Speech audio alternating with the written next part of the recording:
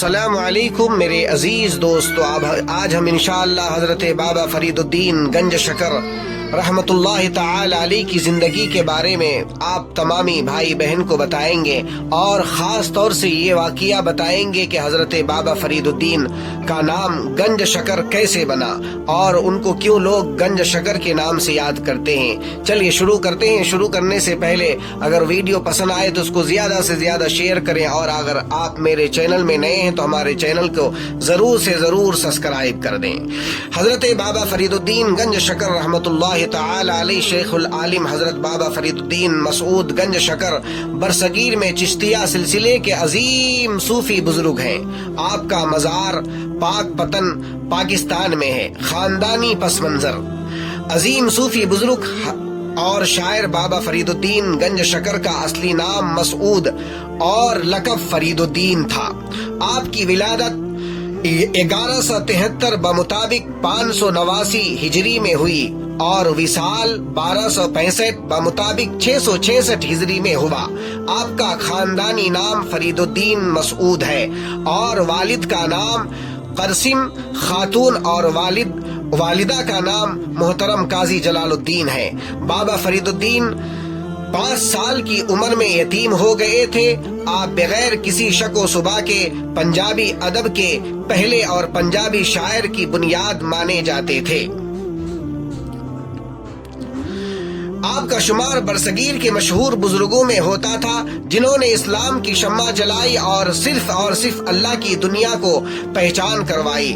بابا فرید 1173 میں ملتان کے ایک قصبے کوتوال میں پیدا ہوئے تھے۔ کہا جاتا ہے کہ ان کے آبا کابل کے فرح شاہ کی اولاد میں سے تھے۔ کہتے ہیں کہ بابا فرید کے والد شیخ شعیب سلطان محمد غزنوی کے بھانجے تھے، جو شہاب الدین غوری کے زمانے میں ملتان کے قصبہ کوتوال میں آ کر آباد ہوئے۔ بعض روایت کے مطابق ان کے دادا ہجرت کر کے لاہور آئے اور اس کے بعد کچھ وقت قصور میں گزارے کوتوال چلے گئے۔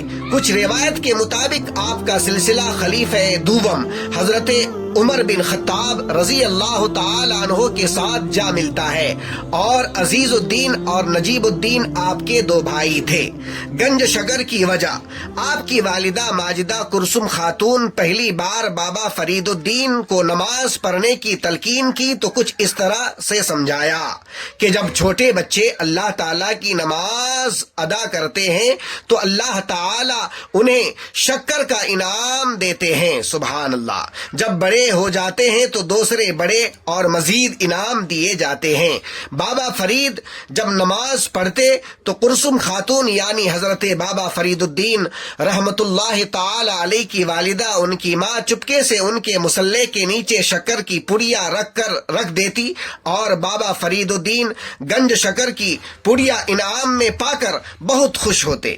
یہ سلسلہ کافی عرصہ تک چلتا رہا، یہاں تک کہ ایک مرتبہ ایسا ہوا کہ کلثوم خاتون یعنی حضرت بابا فرید الدین گنج شکر رحمت اللہ تعالی علیہ کی والدہ، ان کی ماں، شکر کی پڑیا رکھنا بھول گئی تو اگلے دن اضراب سے پوچھا کہ اے بابا فرید الدین مسعود، کیا آپ کو شکر کا پڑیا مل گئی تھی؟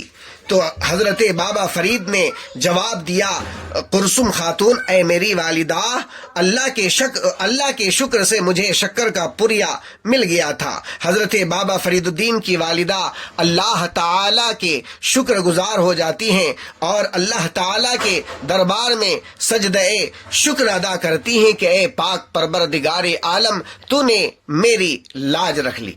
حضرت بابا فرید الدین ابتدائی تعلیم: بابا فرید ملتان میں منہاج الدین کی مسجد میں زیر تعلیم تھے، جہاں ان کی ملاقات جناب بختیار کاکی اوشی سے ہوئی اور ان کی ارادات میں چلے گئے۔ اپنے مرشد کے حکم پر بین الاقوامی اور سماجی تعلیم کے لیے قندھار اور 2 شہروں میں تعلیم حاصل کرنے کے بعد ولی بن گئے۔